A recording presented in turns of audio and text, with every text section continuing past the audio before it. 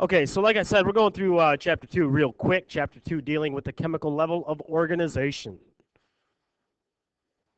So these are some of the different areas that we hit, and I just wanted to kind of go over the answers, make sure we're all on the same page with this. So in section 2.6, we were talking about water, and the first question was list the chemical properties of water that make life possible. Anybody have an answer for number 1 for me? Anybody want to tell me something about water? Kayla? What? It is H2O. Okay, what else? Essential reactant in reactions. Absolutely. What else about it? High heat capacity means that it takes a lot of energy to change its temperature. If you don't have it already, yeah. Solvent, yeah, excellent solvent. Very good. Thank you, sir. That's all you need. It's really just those 3 we're looking for. All right.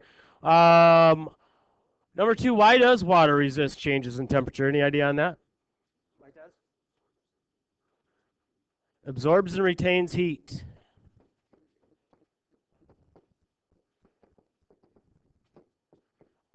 Excellent. If you've had chemistry, I don't know if you guys have had chemistry, but in H2O, between molecules, you have these intermolecular forces that are called hydrogen bonds that are really strong. And so because of that, it takes a lot of energy to try to break up those molecules and turn it into a vapor. So it can take a lot of energy.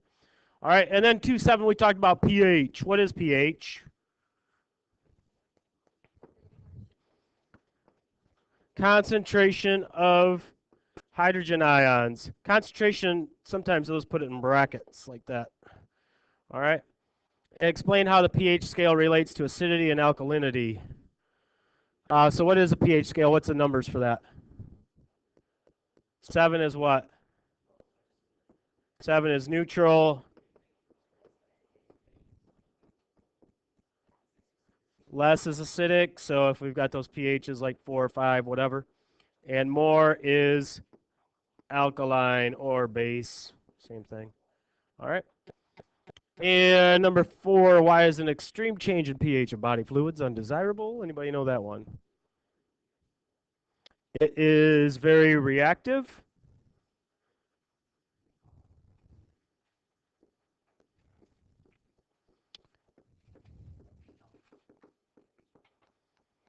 These hydrogen ions, yes, they are very reactive.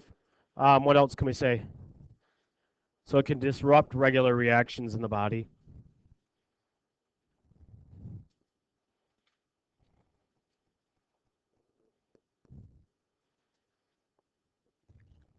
These can also disrupt intermolecular forces, break bonds, which can end up changing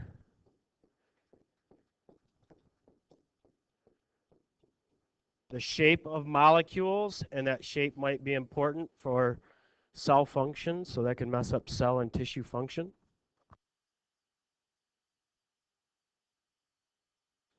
All right, 2.9, a food contains organic molecules with the elements C, H, and O in a ratio of 1 to 2 to 1. What class of compounds do these molecules represent, and what are their major functions in the body? Pretty easy because we know that 2.9 is about what? Carbs, carbohydrates, and I said just think of carbs. I mean, there's more to it, but we're going quick. Think of these as quick energy source. Quick energy. We can store them in longer chains called glycogen. Okay, and number 6, when 2 monosaccharides undergo a dehydration synthesis, what does synthesis mean? Synthesis means to build something. So we're building up. In the process, we're going to lose water. That's why it's called dehydration.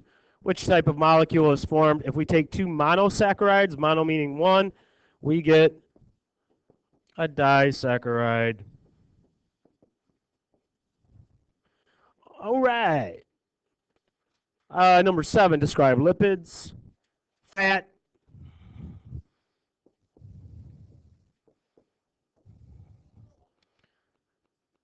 Can I scroll up? I can't really because all my words will be messed up. But I'm going to scroll down in just a second. So lipids, fat. What about their structure in terms of the elements we might find in a lipid? Fatty acids? Sure.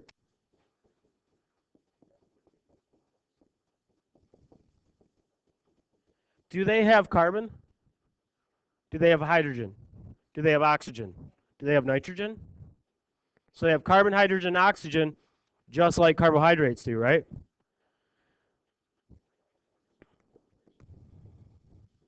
CHO, 1 to 2 to 1 ratio.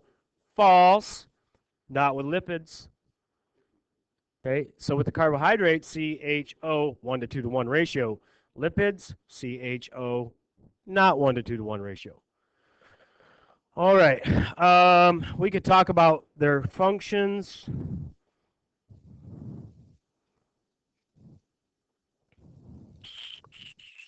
So we could talk about longer term energy storage.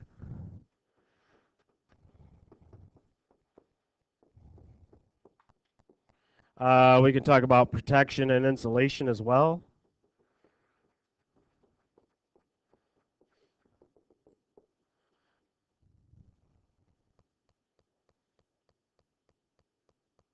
And then I'm going to erase this so that I can scroll up, down, scroll down.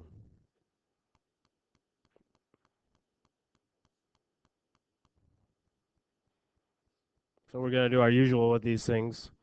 If you've already got them all done, you got your stamp, you're going to turn in and get all your points. If you didn't get your stamp, you're still going to get points for writing down these answers. Not as many, but still get some. Jaden?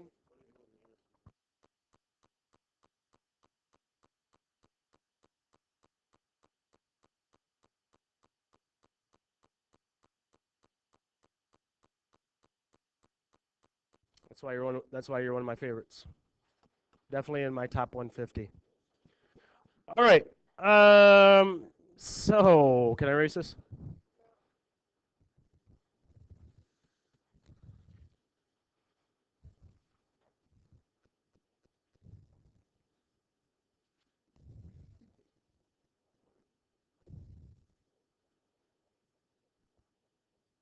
Good now.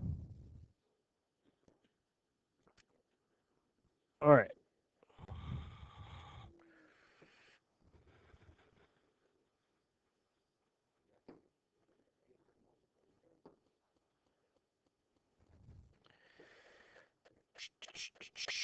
All right, so number 8, which kind of lipid would be found in a sample of fatty tissue taken from beneath the skin?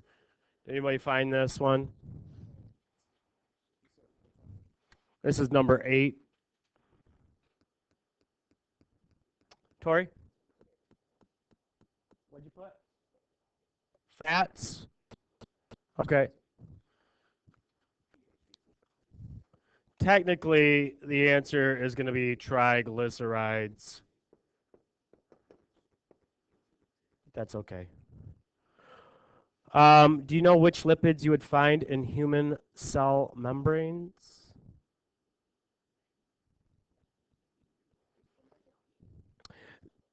Yes, so the cell membrane is what's called a phospholipid bilayer. So we would find phospholipids, lipids with phosphos, phosphates.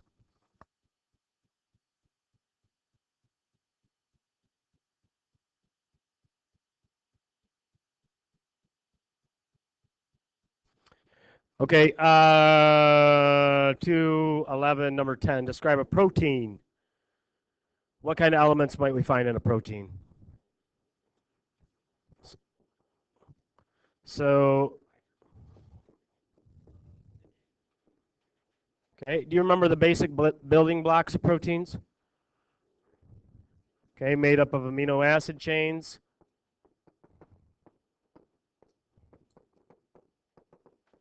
And then we could talk about their functions, but I mean, we could go on for an hour probably.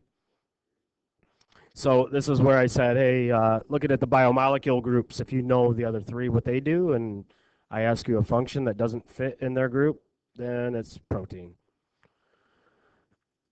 Number 11, how does boiling a protein affect its structural and functional properties? So this goes just like what the pH, big, large changes in pH, how can that negatively affect us? So one of the things is boiling a protein can change its shape.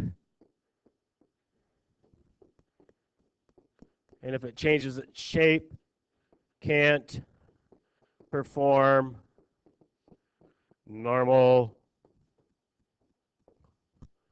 functions.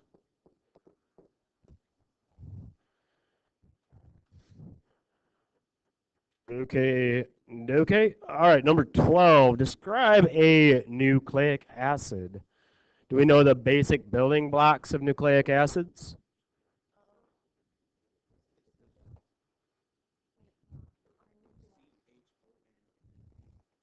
Oh, it has C, and it has H, and it has O, and it has N, and it has something else.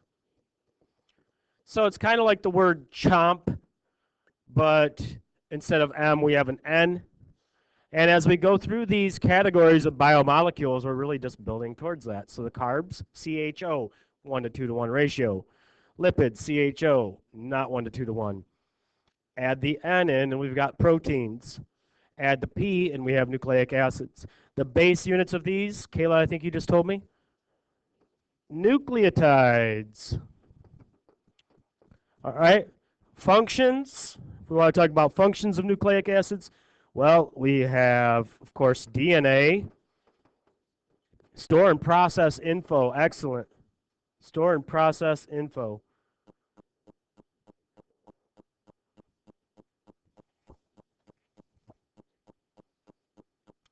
And RNA is protein synthesis, but that was what I actually put about information.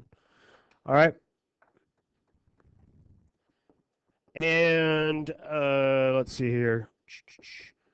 Protein synthesis, again, building, so building proteins. Those chains of amino acids get put together to make proteins at the RNA. 13, a large organic molecule composed of the sugar ribose, nitrogenous bases, and phosphate groups. Is which kind of nucleic acid? So DNA and RNA, they would both have the nitrogenous bases and phosphate groups, but because this sugar ribose stands for ribonucleic acid, or RNA for short. Okay. And number 14, describe ATP, high energy compound. High energy, and it is adenosine triphosphate, which means adenosine, W slash is short for with, 3 phosphates.